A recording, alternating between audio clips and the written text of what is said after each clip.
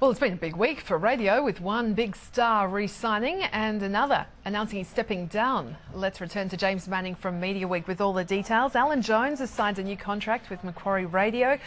Is there a successor? It's a question that's going to be asked. Yeah, well, he's there for another 2 years at least, he's committed to. You'd think after Ray Hadley, who's been in the news a bit himself this week, he would be the natural person to take over our breakfast.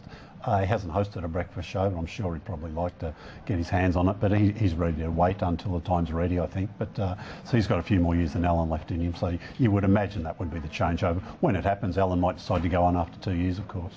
How much do you reckon he gets paid, Alan Jones? Look, it's a lot of money. You've got to think, you look at the Macquarie Radio revenues, you could probably calculate back from that. You'd have to think maybe $4 to $5 million a year would be the asking price for him, looking at what they turn over there. Most of those revenues linked to the breakfast show. Revenues that don't come from the breakfast show, they're certainly helped by that breakfast audience staying, that age group. They turn on to 2GB, the radio would stay there for most of the day, for most of that audience, you'd think. Just back to Ray Hadley as well, we saw quite a war of words between him and Mike Carlton this week. Yeah, it was an interesting sideshow, wasn't it, to the what happens in media news. But Mike Carlton, former sort of breakfast jock himself at 2GB a long time ago, back different owners. I think probably Fairfax maybe owned it back when Mike Carlton was doing the show. These days he writes a column for the Sydney Morning Herald. He had a different sort of show back then, a lot different to what Alan Jones does and a lot different to what Ray Hadley does. So interesting point of view. And Adam Spencer announcing he's quitting from ABC 702. Yeah, sort of something advertisers keep a look at, what happens at the ABC, because it, get very big shares in that sort of AM talk audience, not only in Sydney but also all around the country.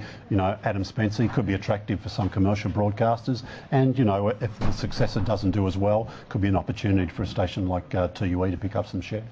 Let's have a look at the latest radio ratings as well. Sure. Survey 3 out in the past week, and looking at the Sydney numbers first, 2GB still clear leader there. Very well. Alan had a big rise, so did Ray Hadley, did well there. Today FM got back to number 1 overall, just pipped WSFM there. WS had a bit of a drop. Nova did pretty well. I think Nova in Sydney now picked up the number 1 under 40 label, so they did okay. And in terms of Melbourne there, 3AW? Yeah, 3AW again. Fox had a couple of people sort of shadowing it there. I think Gold was within sight. Nova wasn't too far away either, but sort of Fox has held off those contenders for the throne. Triple M had a pretty good survey with Eddie Maguire and his team down there. And looking at Brisbane, it's often quite close in that top 4. It is, yeah. Look, there's not a lot separates the channels, the stations there. 97.3 has been doing pretty well in that market, and Triple M had a good survey too, particularly in breakfast, had a big jump. And in Adelaide, the top 2, just seeing some yeah, look, Mix has got a real stranglehold on that market. They're number 1 FM, number 1 overall. I think they're number 1 in breakfast again there. But 5AA had a little bit of a drop there. Maybe Kathy will explain that in a minute. And in Adelaide as well, seeing some good numbers there for Nova. Yeah, the Nova breakfast did very well there. Bit of just, Southern Cross Austereo tried to take some of their talent, but it seems to have backfired a little bit. The replacement breakfast team done very well in the Adelaide market for Nova. Finally for Perth. Yeah, get another good survey for Nova there. They did very well. I think number 1 FM in breakfast, which doesn't happen a lot in that Perth. Also a good survey for 96 FM, the Fairfax-owned FM station. All right, well, it is also easy listening, Smooth FM. It's been its time to celebrate its first year on air, a very successful period it's proved too. Well, to update us on the station and, of course, the latest ratings, we're joined by DMG Radio CEO Kathy O'Connor. Great to see you, Kathy. Thanks for coming on. Thanks. I think it's been a year since we last talked to you. Yeah. And what a year for Smooth FM. Just take us through the success. It's been the growth that you've seen. Of course. Well, I think, yes, we were here a year ago and we talked about the opportunity we saw to build an easy listening station on FM in Sydney and Melbourne. And I think at the time I sort of spoke to the fact that the music position was reasonably open, and therefore we thought that if we had a good plan and we were a focused sort of product, that we could actually make some very quick traction in the market, and that's actually what has happened. So the audience has grown 60% overall, and even in the older female audience much more than that. and we've got both the Sydney and Melbourne stations now rating consistently above 5% in just 12 months, which by anyone's sort of measure is quite good progress. So it's been terrific. We just had a good plan. We stuck to it. We think the marketing launch was very focused, and we didn't spend a lot of money, but we spent enough, and I think the messages were clear, and more importantly we reflected on the air what the promise was in the marketing campaign with Michael Bublé. And we've used that sort of weekend lineup of Richard Wilkins and David Campbell and some other big names, big recording artists such as Michael Bublé and Lionel Richie and Ronan Keating to sort of present shows and give the station that little bit of star power, which I think has been really effective for us. So our weekend average share is over a 6, whereas on Monday to Friday we're rating a 5%. So we're doing some very good audiences on weekends, and we think that's quite a unique strategy, and one that's given the brand a little bit of extra profile, and we intend to sort of keep with that strategy. We spoke probably a year ago about how you tried a few different formats. I think Vega, classic rock. You had a bit of a generic brand there, just linked to the frequency for a while.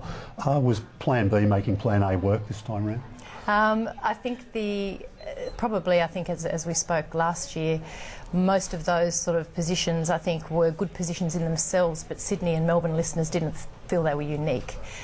So I think, particularly with the classic rock positioning, while it was a good classic rock radio station, I think listeners felt that either through the WS Gold stations or the Triple M stations that offering was already there. So they struggled to meet audiences above that 3% mark, which is not really commercially viable for us. So I think the easy listening music position has been there, and of course there has been some competitive jostling of music formats here and there, but largely the bulk of the music that we play is still unique to Smooth FM, and it's both old easy listening music and new easy listening music. So it's not an oldies station as such, it's quite contemporary in its feel, and I think that's resonating with even the younger end of our audience. And what about the advertisers as well? Did you find some of them waited perhaps just to see what the numbers were like after launch, and have you found the support greater in Sydney or Melbourne? That's interesting. Both of the businesses have grown tremendously. In the early days, of course, it's more the direct advertisers that jump on board, because they tend to do so because they like the look and the feel of the brand. They listen to it, or their friends listen to it, and often they're more driven around price and relationships. The agency market understandably wants to see a ratings trend of some 3 to 4 surveys before they'll start to jump on board, and in fact that is what happened, and the agency revenue trailed the direct revenue. But we're now finding a lot of advertisers, new advertisers to radio, who are coming along because of the brand, and not only just the broadcast brand, but some of the interesting things we're doing online with Smooth Food and Smooth Lifestyle, Smooth Travel, Smooth Fitness. We actually see a bigger content play around the Smooth brand, and that's providing some really good opportunities for advertisers.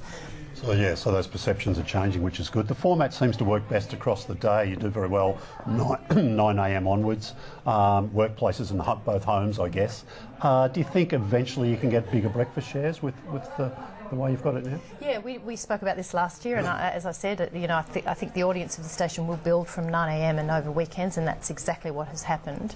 Of course, at any point you can make the decisions to add or modify your breakfast lineup.